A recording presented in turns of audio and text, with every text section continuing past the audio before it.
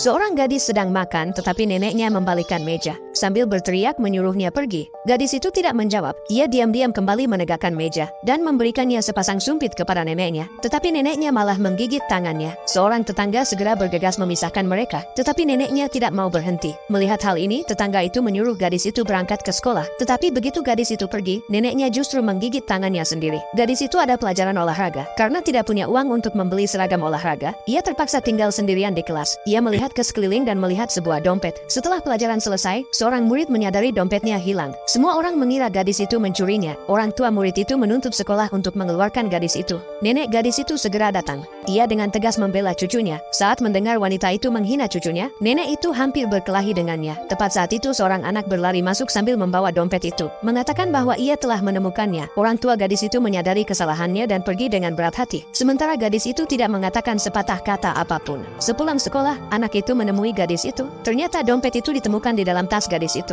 Anak itu mengira gadis itu ingin membeli seragam olahraga, tetapi gadis itu sebenarnya ingin membelikan neneknya kacamata baru. Anak itu pun memaafkannya. Gadis itu pulang ke rumah, tetapi neneknya kembali mengamuk dan mengusirnya. Gadis itu pindah ke rumah orang tua angkatnya. Mereka menyiapkan makanan mewah dan kamar yang indah, tetapi gadis itu tetap tidak bahagia. Melihat foto neneknya, ia tak kuasa dan memutuskan untuk pergi mencarinya. Melihat punggung neneknya, gadis itu berjalan mendekat dan menyapanya. Tetapi ketika neneknya menoleh, ia tidak mengenali gadis itu. Ternyata neneknya menderita Alzheimer. Gadis itu memeluknya dan menangis terseduh-seduh. Gadis itu pun kembali untuk merawat neneknya secara pribadi. Ia memotret neneknya dan membantu mengerjakan pekerjaan rumah. Salju mulai turun lebat di malam hari. Neneknya tiba-tiba menjadi sangat sadar. Ia menyuruh gadis itu membuka sebuah laci. Di dalamnya ia memiliki sebuah kotak untuk kabut jenazahnya sendiri. Sang nenek meminta maaf kepada gadis itu atas semua perlakuannya di masa lalu. Ia mengatakan bahwa ia hanya tidak ingin menjadi beban. Gadis itu memahami semuanya dan tidak menyalahkannya. Sang nenek menutup matanya dan meninggal dunia. Gadis itu menemukan bahwa neneknya telah mengukir namanya sendiri di tangannya. Ia tidak pernah ingin melupakan gadis itu.